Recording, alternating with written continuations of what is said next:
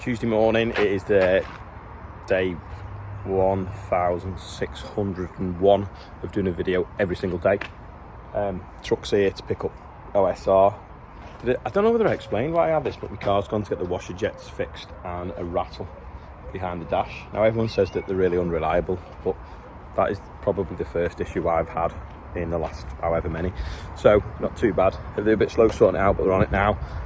I'm dressed smart because I'm going to judge the Cheshire Farms Innovation Competition. So I'm not just sure how much I'll be able to film of that, because it could be top secret or people might not want us filming on the farm. But I mean, they're going to see some really interesting, well, I'm going to see some really interesting stuff. Hopefully I'll be able to show you some of it.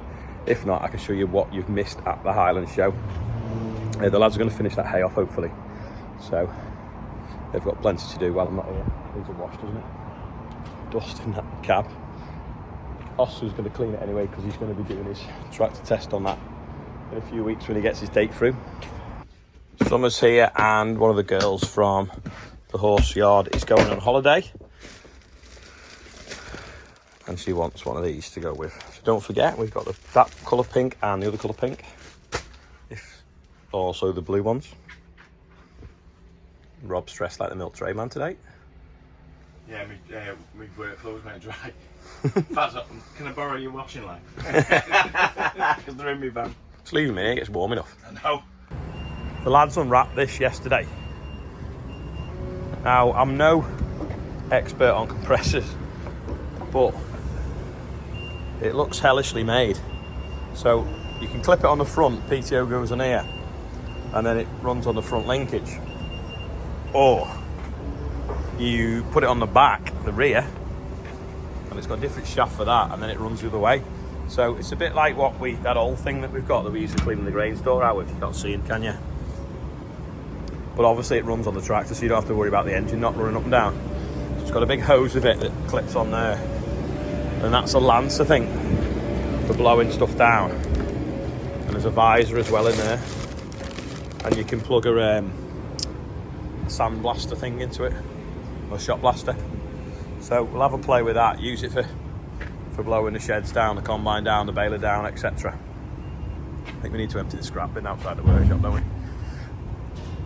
Yeah, so they sent it to us for a few weeks to try, see what we think of it. I don't think they've been making them. Well, they've been making them a while, but I don't think there's many in the UK. A lot of people use them for blowing down slurry pipes and pumping systems. Tell you one thing though, this is good. Power plug there. So if I want to plug my Starlink in, have internet anywhere, that's pretty handy. But that needs some new tyres, don't you? Just arrived to meet Ray now. Bidley Dairy.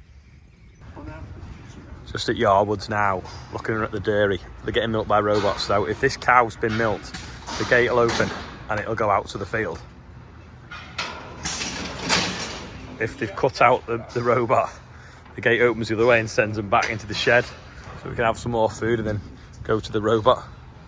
So, and then if they don't want to go outside, then they just don't come down this slipway, or they just go backwards and stay in the shade. But each cow's got an ankle tag that identifies it, so when it walks this gate, it knows who's coming and whether it's been milked or whether it's hungry or whatever.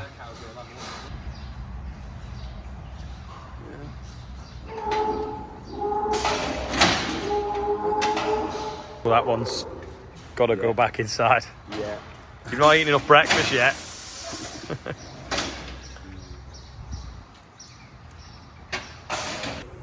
We're just in this shed, and see that? You think it'd be dead hot because it's full of roof lights. Well, they're not actually roof lights, it's the sheets that are called, you say it's called Cool Guard? Heat Guard. And they've got aluminium particles in it, and they reflect the heat, so the shed's actually cooler than if it was just all fibre cement, but then it lets all the light in. It's pretty amazing, really. And you've got some automatic scrapers as well. So the next stop now, we're at Sapling Hall Farm, and free range eggs basking in the sunshine and also hiding in the shade. There's supposed to be about 12,000 hens here, but they're just hiding in the wilderness. Obviously this mesh stops them escaping.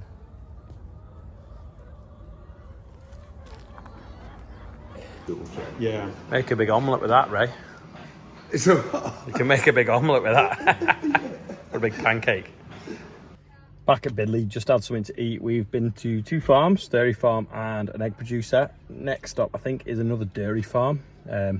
So there's cheese and ham toast here, which is lovely, and done a Zoom meeting at the same time. So Ray's tired. He's showing me around, he's tired. So now I'm going to drive and he's going to have a little snooze, I think, because the next farm is at Ordland Way. This is a robot working with a rotary parlor.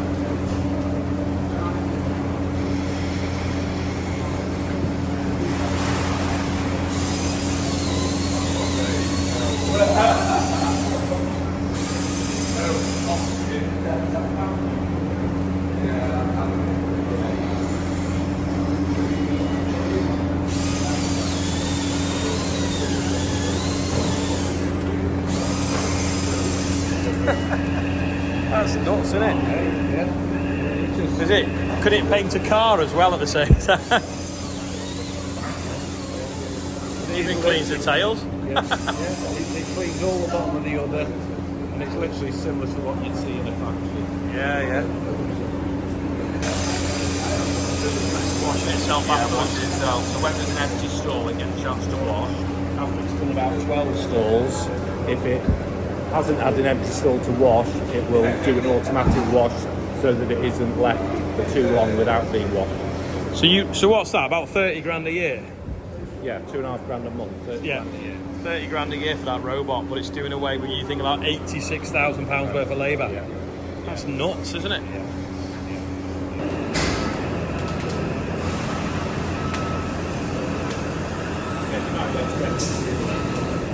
What's he spraying the teats with then? It's chlorhexidine mixture.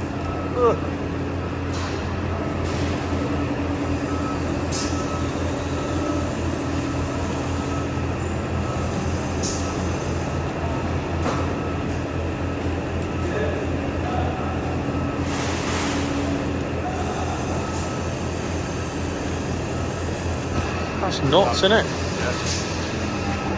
It's a list. See that camera there? That is analysing the cows walking underneath it.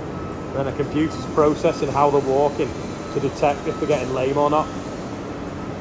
And condition. And body condition. And body condition.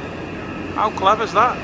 Just from that camera? You can then generate the list to put in front of the foot trimmer who can do preventative trimming. So you then say to them, these ones need trimming, sort it out. Wow. The foot trimmer comes twice a week, and he'll do the cows that are picked up by the cattle eye, or ones that we've seen that are lame, but we also do preventative trimming that are done post-calving as a 50-day trim, and we also trim them 50 days before we dry them off. Yeah. So we look after the cow's feet, and So that's like a cat walk then. yeah. Keep them walking in a straight line. See if they're sober. Then you can see the water in the distance there. We've Oh, got, yeah. We've got 2 automatic pull backs, Yeah. side by side, and they're all fully automatic. Once 100 cows have walked through, they have a counter on each one.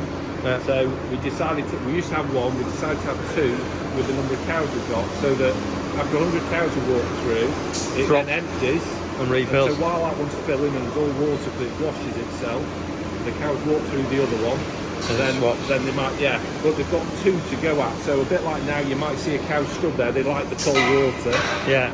but then another cow, the next cow will be able to go through the other one. So one almost takes it.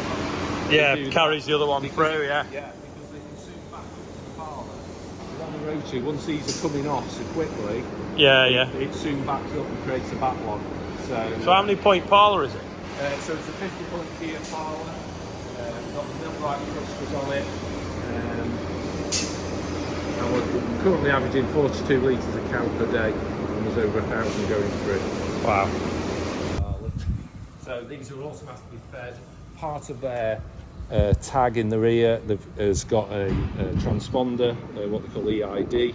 So the calf is connected to the feeder. It'll go into the feed station. see how there's a teat in there. So there's an aerial there that picks up the transponder in the car seer, and there's a teat there. And then after each car, it's automatically, the teat's washed and disinfected between each car. Yeah. And so they're coming out of these individual hutches. Well, they're actually, so they're in here in pairs for about 2 weeks. Yeah. And once we've got enough to make A batch. we then move them onto here. So that's the powder, milk powder hopper. That's the computer, and it'll know if something's not drunk too much. Yeah, and if a From car its tag. starts sucking on there, all of a sudden that'll all start mixing. So it's like an augers it in and mixes it. That's amazing, isn't it? And then obviously you just pump it down these pipes on the floor. Well, the car is literally sucking it So through. how many cows can that feed? This one is doing these four igloos, so about 60 cars. Wow. Yeah. My dad used to have a whisk. Yeah, whiskey in a bucket. So there's one on this side and then one on that side for those. So 2 of them will feed 120 calves on demand whenever they're hungry. Well, with 96 cars, isn't it? Charlotte could do with one of them for Clara. These are the cows that have calved recently, so they get milked in this small parlour because they collect the colostrum and then grade it and make sure that the young calves get the best.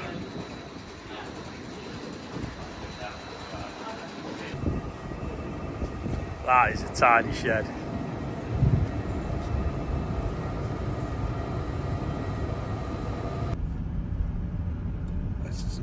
What a drive. Just at an NFU crops trials evening, and I haven't got anything to write on, so I'm going to try and do the birthday bumpers if I can by remembering them. Andrew Chesworth is 45 and Christine Martin is 60. Lee Trait is 35 and Brisket Breeze Lee is 63. Sorry, Lee is actually 34 and Oliver Alden is 9. So happy birthday everyone on there, and also happy 8th wedding anniversary Tom Rees and Mary Rees. That's about it for today. Something a little bit different. Thanks for watching. If you made it this far, don't forget to click like, and I will see you all tomorrow. So that's a field of oats. By the way, we don't grow oats, but that's a field of oats.